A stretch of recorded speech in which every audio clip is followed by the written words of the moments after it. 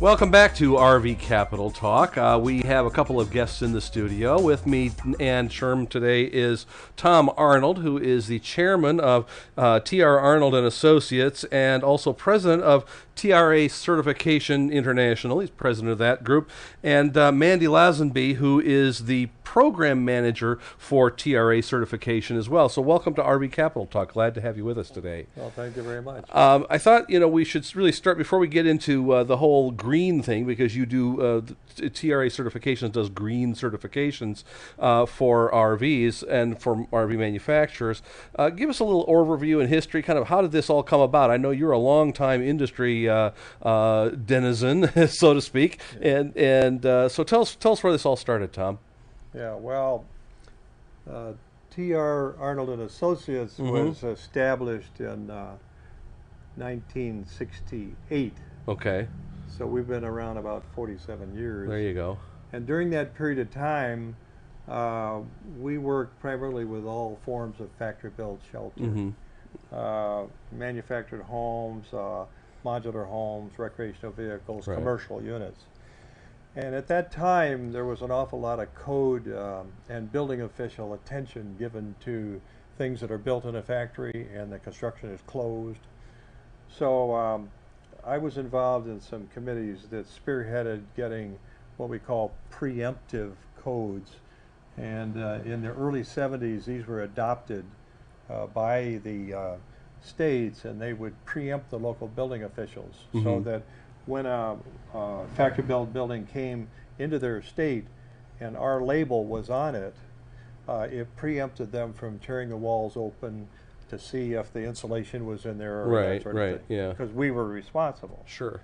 Well, moving forward, in 1992 we established TRA certification, which is an independent, internationally accredited third-party organization doing ISO 9000 quality management system, environmental management system certifications. And what has happened within the last couple of years with the growth of the energy interest and the sustainability of construction, and of course we hear it from Washington all the time, we have to be energy independent. There were some standards established.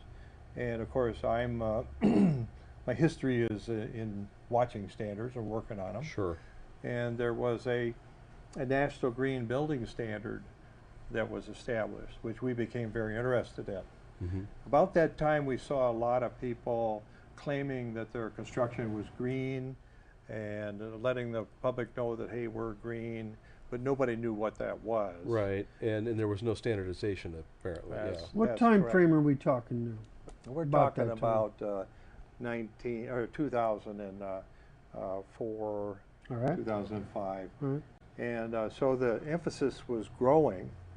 And since we were independent third party, accrediting people and certifying people to consensus standards, we were a little put off by the fact that people were coming up with their own checklist and their own claim to being green. And a lot of that came from my background working with ISO, where we were independent, accredited third party, using a standard, making sure people met that standard. Gotcha. Yeah. So we took the National Green Building Standard, and which was, of course, a consensus of many good people in the country, and we used that as a basis of our program. And so it was a cut higher than people coming up with their own checklist. And as a result, we developed a program that we offered to the modular building industry, the manufactured housing industry, and the recreational vehicle industry. When did you first roll that out? We rolled that out in about the spring of 2009 and started talking to our clients and asking them what their interest was. And of course what happened was people had different views on the green, but there were people that did embrace it. And when they did, then our workload started to build, and the main interest was in the recreational vehicle industry because that's a little bit more, public oriented, Gotcha. and user conscious type thing. And so we we moved into that, and what we do is I should probably leave that for Mandy to talk about, because actually Mandy joined TRA Certification International in the summer of 2009, and at that time she took over the full responsibility for the green program. Your mission was really to give teeth to all these claims of green construction, correct?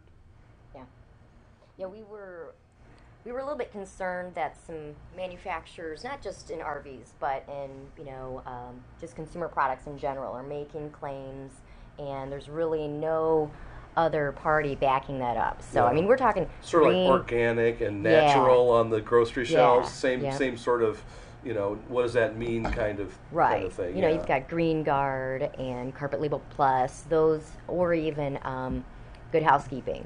So when I go out and look at products, I don't just want to buy the products that say that they're green. I'm looking for that other third-party endorsement. And so we felt that RV consumers were going to feel that that was a pretty important thing for their families, especially. Now, what is the benefit for obviously there's 2 or 3 different people that could potentially benefit from a green certification, and I mean the manufacturer, and how does the manufacturer benefit from having that certification?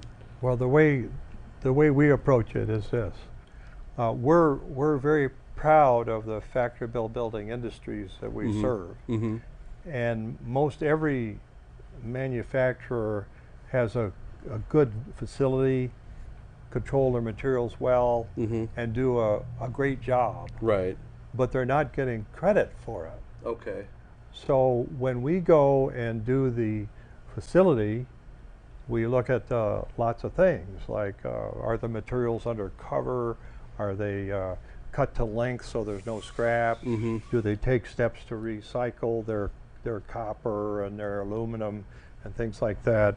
And are they doing things to limit the amount of scrap that goes to the landfill?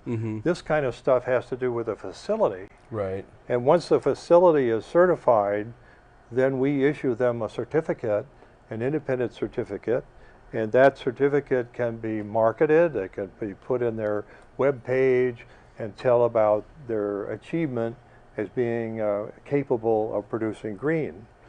And then the next step is to look at the product itself to make sure that it meets the criteria set forth here. And Mandy has brought a copy of this is the National Green Standard, which we based everything on. Right. And so we have a good consensus there. And we go down that checklist to make sure that the unit meets the various requirements.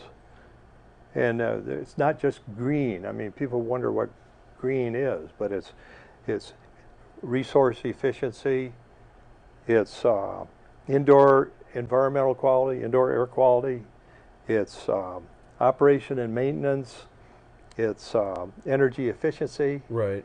It's water efficiency, and it's innovative practices. Right. Now, for instance, innovative practices. You know that our factory-built unit producers build entire walls and entire floors and assemble these units using overhead cranes and moving devices to put these together. Those are really outstanding innovative practices, and they're above and beyond what you would see a conventional builder at the site doing. And they save labor time, they save damage to materials, right, all those kind of things. So all of those factors play into this, quote, green, unquote, which is really, sustainable and environmental friendly practice. It's not just what happens after the consumer buys it and starts camping in it, in other words, obviously. So. Yeah, but with regards to that, the operation and maintenance is part of it. Sure. And there's a homeowner's manual required, which every homeowner gets, and it has certain criteria in it. Mm-hmm.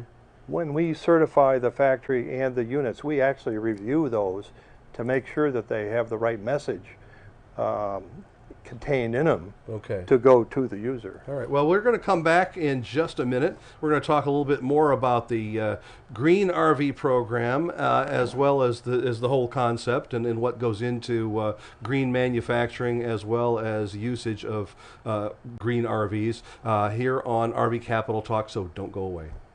For more TV like this from the world of RVs, head to RVNN.TV.